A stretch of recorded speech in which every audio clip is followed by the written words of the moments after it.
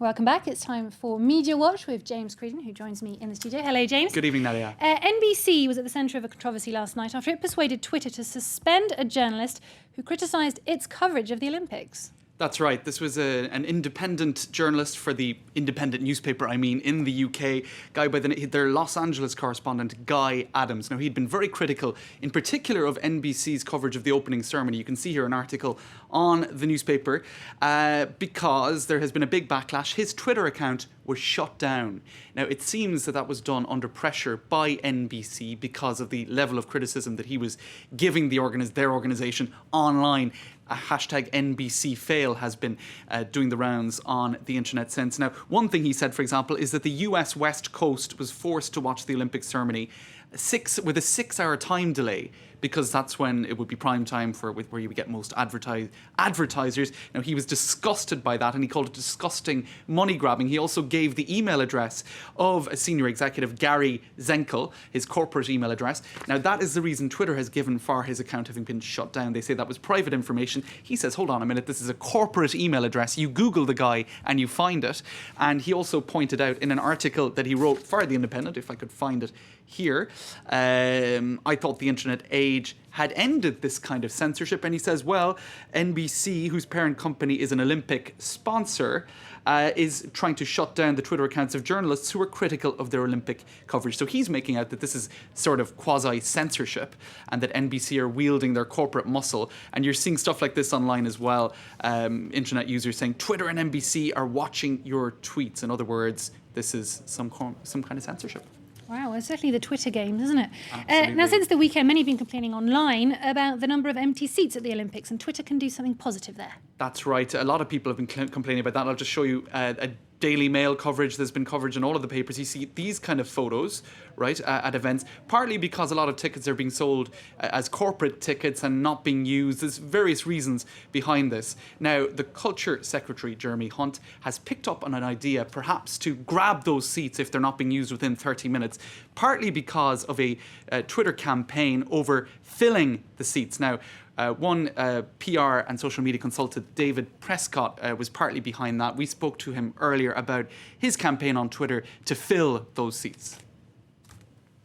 I wrote the blog and tweeted it out, and I managed to get 20,000 people viewing it, 500 retweets, all supporting my idea of actually recycling more tickets and setting a 30-minute rule. So if you don't actually use your ticket in that time, that'll get recycled and more people can actually use them. So we got retweeted around the world, and it got picked up by the authorities at the Olympics, where even now they're seriously considering using that rule now. We've certainly been using hashtags on Twitter, such as fill the seats, to get people to tweet pictures and keep spreading content and keeping the pressure up. So there you go, pressure online, hashtag fill the seats. We're also seeing on reddit.com initiatives such as this, where internet users have been just filling those seats anyway with pretty much anybody and everybody. I think you'd have to kind of have a close-up of that. But you've got soldiers, and that actually did happen. Soldiers were drafted in to fill those empty seats.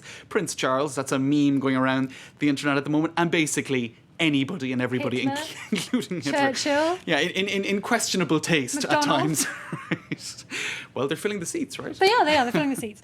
A debate has been raging in the Twitter sphere about whether British police overreacted when they arrested a 17-year-old over a malicious tweet about the Olympic diver Tom Daley. That's right. Now, Tom Daley, we have a photo of him here. He became the darling of the British media in Beijing, in particular, when he was just, I think, 14 years of age, diving rather impressively. Now, he dived yesterday, came fourth in this diving duo. His father passed away last year, and it's well known in the British media that he was a big support to this young diver all through his career. And Tom Daley said, I'm going to be diving at the Olympics for my dad. Now, the reason we mention that is one rather tasteless tweet said, if I could actually find the reference, said basically kind of mocked Tom Daley for having spoken about his father's support and said, you let your dad down, I hope you know that. Now, this was a 17-year-old using Twitter, clearly a really stupid and insensitive thing to say, right? But he was arrested because of this. Tom Daley, Twitter Abuse and the Law. This is an article in the Olympics looking at whether or not this is somewhat excessive to have arrested the 17-year-old.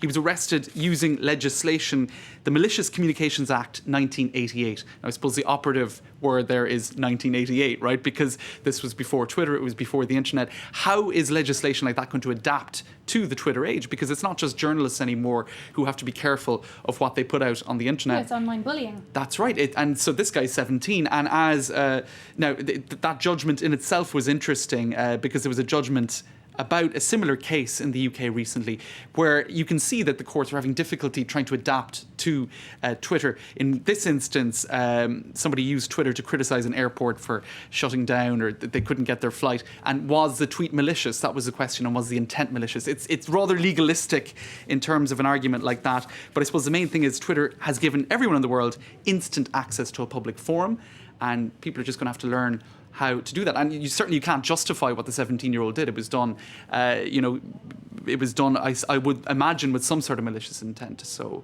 we'll have to see how that one plays out. Arresting people over tweets. That's a bit harsh, isn't it? Okay, Yeah.